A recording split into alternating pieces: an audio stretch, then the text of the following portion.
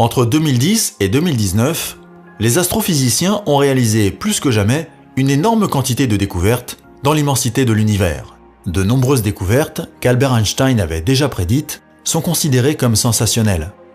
Nous sommes au début de l'âge d'or de l'astronomie. C'est ce qu'affirment un certain nombre de scientifiques et de chercheurs. Étrange écho cosmique de l'univers. Y a-t-il des échos qui rebondissent dans l'espace et qui pourraient transporter des informations ? La lumière la plus ancienne de l'univers s'étend sur plus de 13 milliards d'années.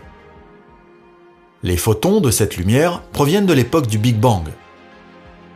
Le plasma créé par ce Big Bang s'est refroidi et il est devenu transparent.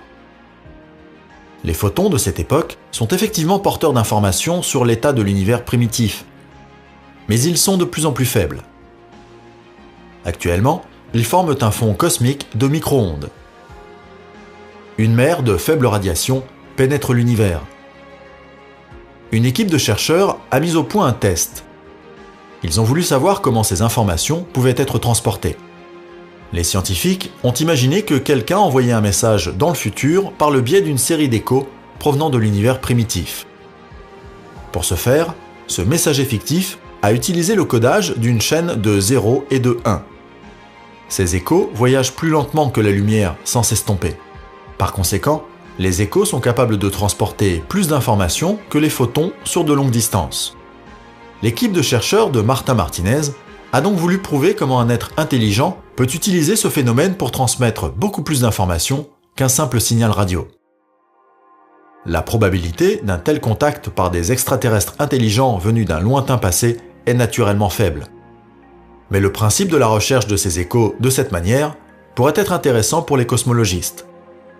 Les informations sur les signaux de fond de l'univers primitif sont également diffusées par cet écho. Il est important de savoir exactement quelle forme prendront les échos.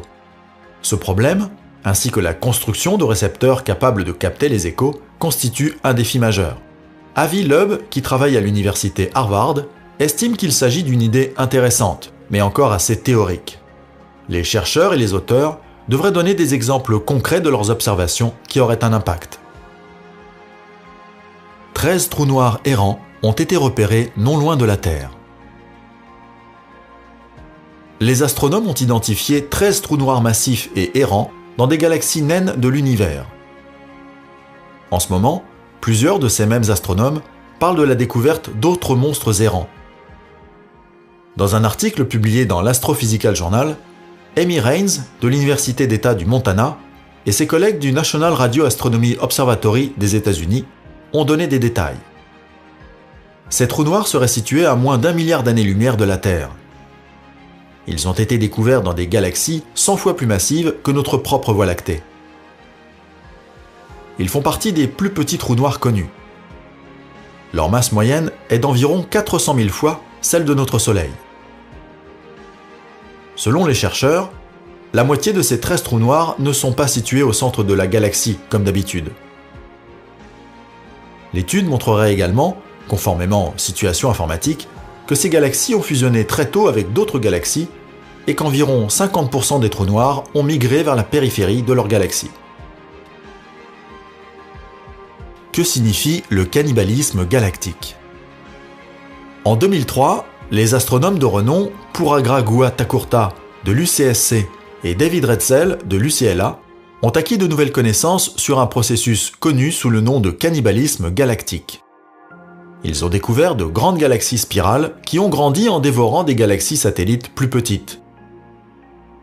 Leur preuve était une faible traînée d'étoiles dans la galaxie voisine d'Andromède. Ces étoiles sont probablement une énorme traînée de débris, vestige d'une ancienne fusion d'Andromède avec une autre galaxie plus petite. Ce processus, dans lequel une grande galaxie fusionne avec une galaxie compagne par interaction gravitationnelle et où une plus grande galaxie est formée, est appelé cannibalisme galactique. Certaines galaxies ont pu être observées pendant différentes phases du processus de fusion. Elles semblaient être dans un processus de cannibalisation. Cependant, il ne s'agit pas d'une collision galactique dans laquelle les galaxies conservent la plupart de leur forme initiale. Tous ces processus sont conformes au dernier modèle de galaxie des astronomes et de diverses agences spatiales telles que la NASA. On suppose que les galaxies grandissent parce qu'elles captent des mini-halos de matière noire dans leur environnement et des galaxies naines. Si les galaxies naines se rapprochent trop des énormes halos de la galaxie hôte, elles peuvent être déchirées par les forces de marée gravitationnelles générant ces flux stellaires. Ce sont les reliques et les principales preuves de l'événement originel qui existent actuellement au-delà de leurs frontières entre la Voie lactée et les grands et petits nuages de Magellan.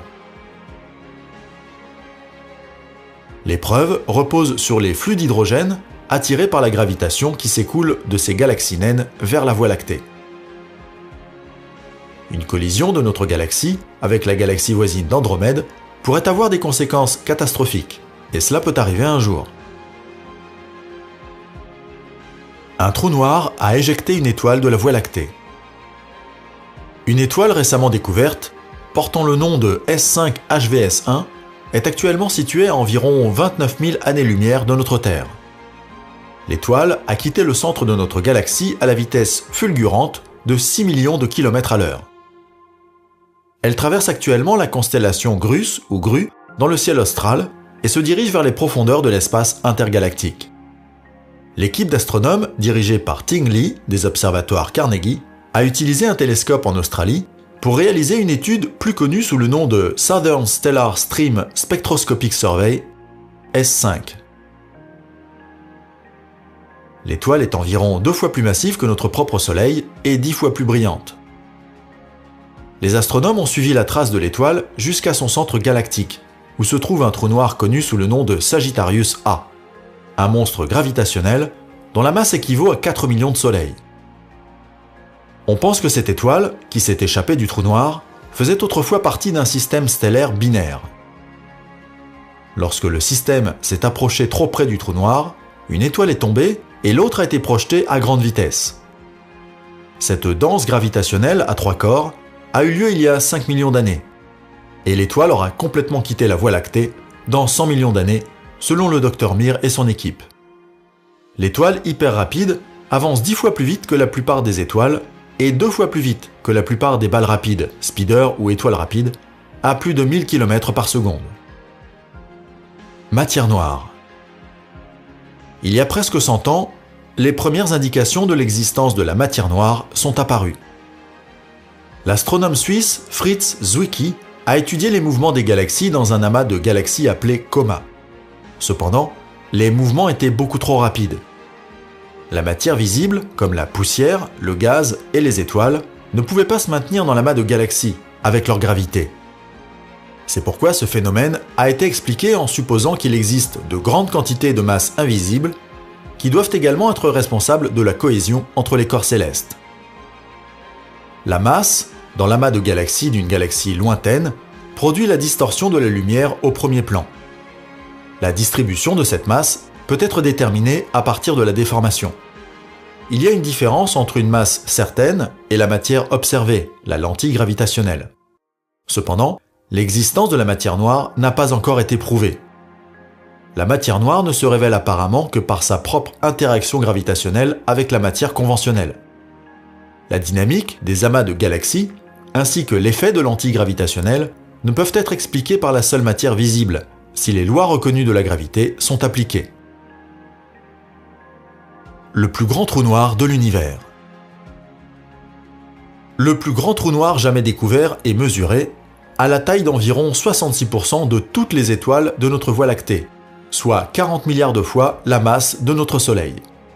Il se trouve dans la galaxie elliptique Holm 15A.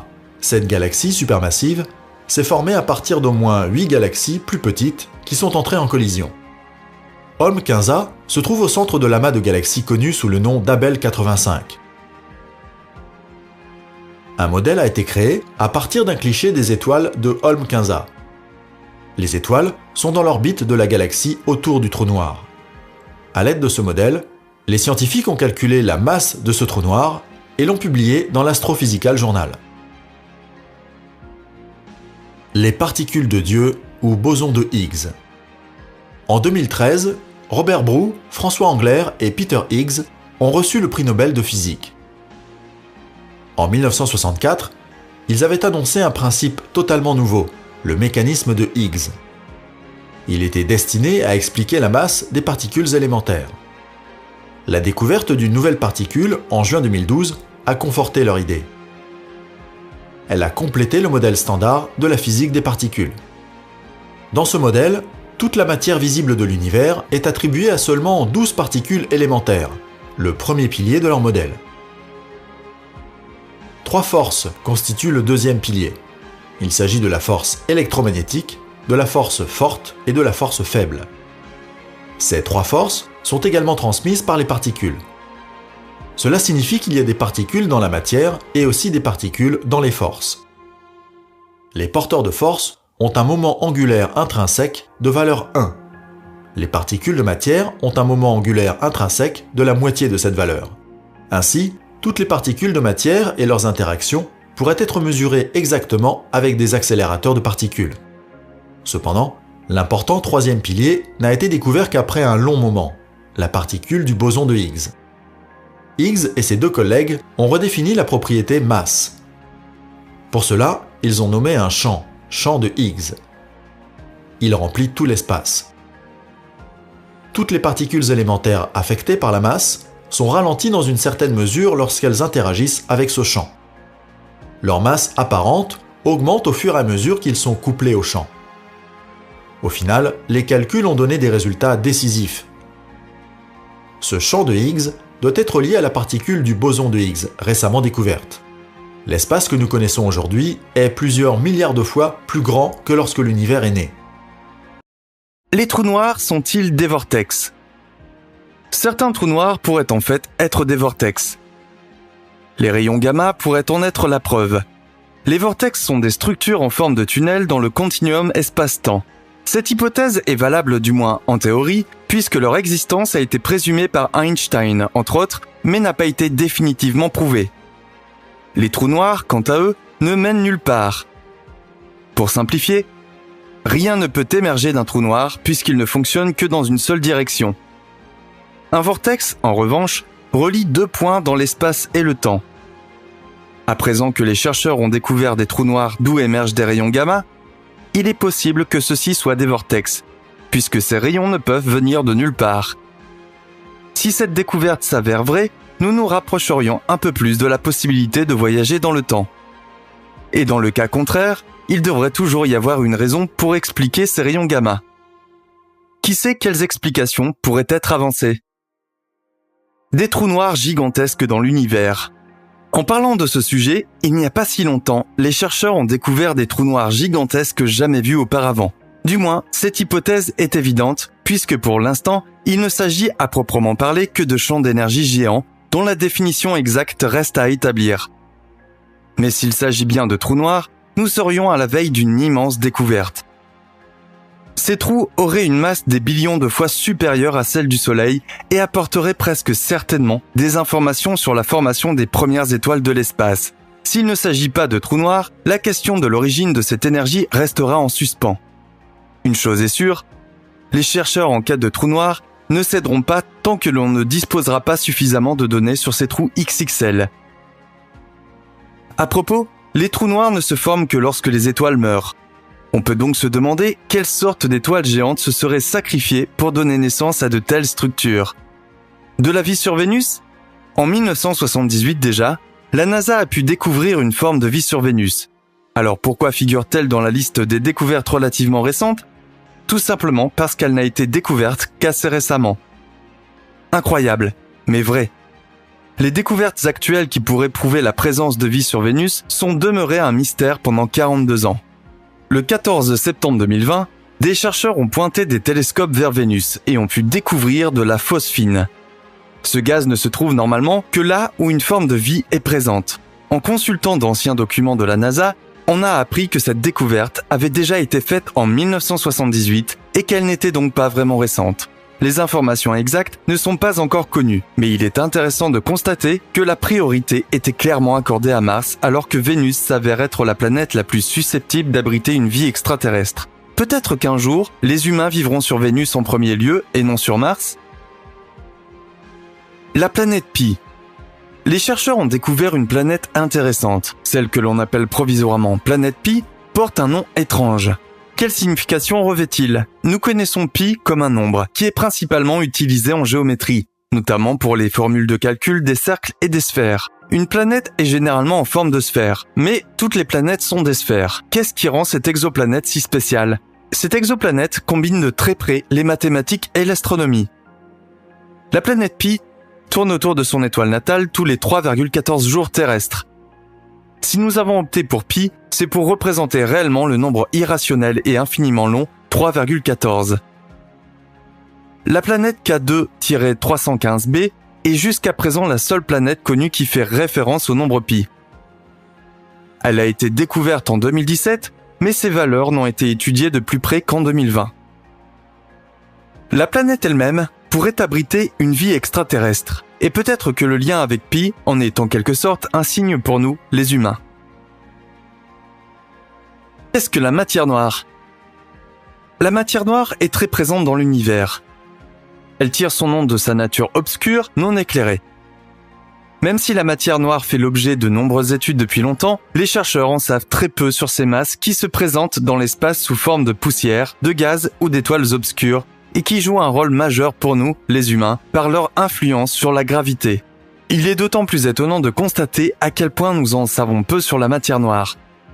Cette substance semble tout droit sortie d'un film d'horreur, et contrairement à de nombreux autres éléments présents dans l'espace, malgré son importance, l'humanité en sait peu sur les propriétés physiques de la matière noire.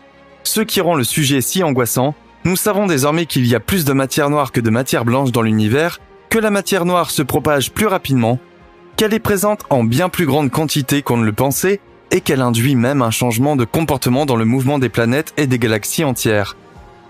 Et pourtant, nous ignorons à quoi nous avons affaire. Ne trouvez-vous pas cela à la fois fascinant et effrayant ? Pourquoi y a-t-il du vide dans l'espace ? Cette question envisagée sous cet angle est en fait incorrecte, puisque la quasi-totalité de l'espace agit comme un vide. Ceci s'explique par les vides cosmiques. Si l'on considère les dimensions de l'univers et qu'on les compare aux quelques éléments qu'il contient, l'espace est pratiquement entièrement vide. Les éléments de l'espace qui se déplacent sont donc d'autant plus attirés que des forces gravitationnelles sont à l'œuvre. La masse attire la masse. Vous le savez probablement grâce au film. Les personnes qui quittent le vaisseau spatial sont reliées à des câbles de sécurité. Si ces câbles se rompent, ils sont aspirés dans l'espace, justement parce que les quelques masses présentes dans l'espace attirent immédiatement le corps humain vers elles. Depuis que les chercheurs de l'espace ne cessent de prouver que l'univers s'étend sans arrêt, ce vide se consolide de jour en jour. Une chose est sûre, l'espace se vide de plus en plus, mais son vide est de plus en plus puissant. Des mondes étrangers dans le système solaire. Nous y revoilà, le sujet le plus apprécié du monde. Mais cela se comprend. Nous nous intéressons aux mondes inconnus et aux civilisations extraterrestres, dont nous pouvons apprendre quelque chose une fois de plus. De plus, nous, les humains, sommes toujours à la recherche d'une autre planète. Quel monde extraterrestre fait actuellement l'objet des discussions ? Titan, la plus grande lune de Saturne, sur laquelle une atmosphère très substantielle a été détectée. Des molécules organiques et de l'eau lui confèrent une apparence très similaire à celle de la Terre. De plus, même les phénomènes météorologiques qui y sont observés rappellent ceux de notre Terre. L'atmosphère de Titan est constituée d'azote qui, en tant qu'élément chimique, est à la base des protéines. Les rivières, les lacs, le méthane, l'éthane et les volcans qui rejettent de l'eau au lieu de la lave donnent l'impression que nous, les humains, nous y serons parfaitement à l'aise. Alors peut-être que nous voyagerons un jour vers Titan et que nous y construirons une nouvelle humanité. Notre lune est l'armée. Une découverte peut-être moins agréable a été réalisée par l'armée américaine. Dans le cadre de ses stratégies de guerre, cette armée s'intéresse de plus près à la Lune. Vous vous demandez qu'est-ce que cela implique et vous imaginez des chars roulant sur la Lune ? Non, ce n'est pas tout à fait ça. Alors pourquoi la Lune est-elle si importante pour l'armée américaine ? C'est surtout la surface lunaire et ce qu'on peut y trouver. Les chercheurs militaires veulent étudier de plus près l'eau et la glace qui s'y trouvent. On espère que de nouvelles informations pourraient être obtenues à partir des ressources qui s'y trouvent. Ainsi, une nouvelle forme de carburant pourrait être créé pour alimenter des véhicules entièrement nouveaux, ou du moins pour faire fonctionner plus efficacement les véhicules existants. Bien entendu, d'autres pays ont également eu vent de cette idée, ce qui laisse présager une véritable course à la Lune. Un nouveau cycle solaire. Saviez-vous que nous vivons un nouveau cycle solaire ? Il y a quelques mois, s'est achevé le cycle actuel, qui a débuté en 2008. Les scientifiques prévoient que le prochain cycle durera jusqu'en 2025. Ils prévoient également que le cycle sera beaucoup moins intense et très terre à terre. Cela diffère de certains cycles passés. Grâce à ces cycles d'activité, le Soleil est un élément essentiel pour prédire les conditions météorologiques. De plus, le Soleil influence énormément toutes les formes de masse qui sont proches de la Terre. Un nouveau cycle solaire est donc un sujet passionnant mais aussi inquiétant. Que pouvons-nous attendre du nouveau cycle ? Nous sommes optimistes et nous espérons que tout se passera pour le mieux. Au milieu de la poussière. Les chercheurs de la NASA ont découvert un nouveau système solaire appelé HD 95086, qui se trouve à environ 295 années-lumière de la Terre. La particularité de ce système solaire est une mystérieuse poussière fine que la NASA a pu détecter grâce à un télescope spatial. N'est-ce pas étrange ? La poussière exige un mouvement et une activité importante. Mais qu'est-ce qui est actif dans ce nouveau système solaire ? Ou comment cette poussière aurait-elle pris forme ? Elle forme deux fines ceintures qui entourent le système solaire.